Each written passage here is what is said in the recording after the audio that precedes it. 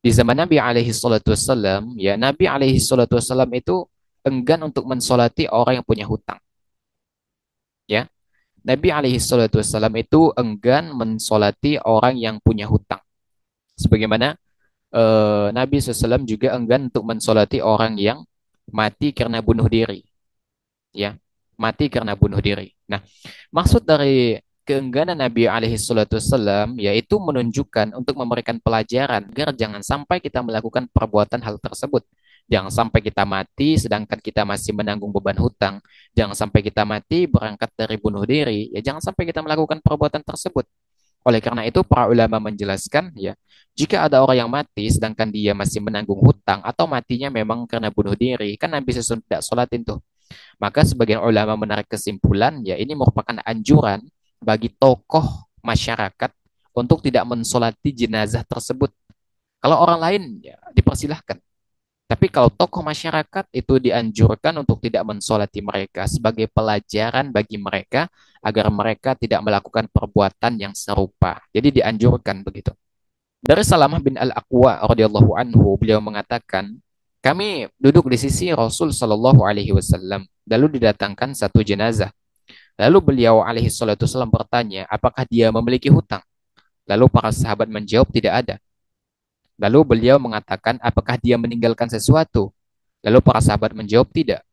Lalu Nabi alaihi salatu wasallam mensolati jenazah tersebut. Kemudian didatangkan jenazah lainnya. Lalu para sahabat berkata, wahai Rasulullah, salatkanlah dia. Lalu beliau Shallallahu alaihi wasallam bertanya, apakah dia memiliki hutang? Lalu para sahabat menjawab, iya. Lalu beliau mengatakan, apakah dia meninggalkan sesuatu? Lalu para sahabat mengatakan, ada sebanyak 3 dinar. Lalu Nabi SAW mensolati jenazah tersebut. Kenapa?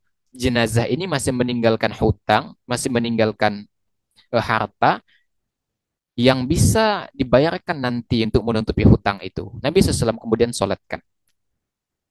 Kemudian didatangkan lagi jenazah ketiga di hadapan Nabi alaihi salatu wassalam.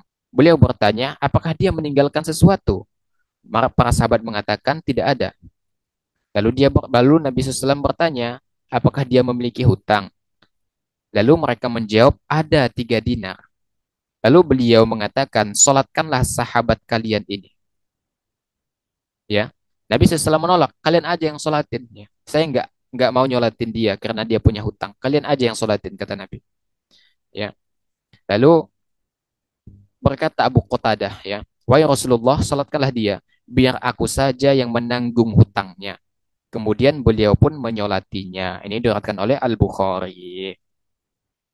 Ya, hadirin sekalian, jadi ini pelajaran untuk kita ya, termasuk ancaman ya dan arahan contoh dari Nabi alaihi salatu wasallam bagi pemuka masyarakat ya, bagi pemimpin agar menahan dirinya untuk menyolati orang yang punya hutang kecuali hutangnya dilunasi. Sebagai pelajaran bagi orang lain untuk tidak melakukan perbuatan yang serupa, hobi berhutang dan lain sebagainya, akhirnya kesulitan untuk melunasi hutang tersebut.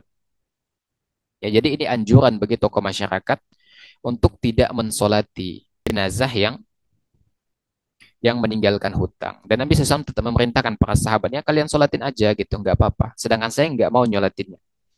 Setelah dilunasi hutangnya, ada yang menanggung hutangnya, baru Nabi SAW mau menyolatkannya.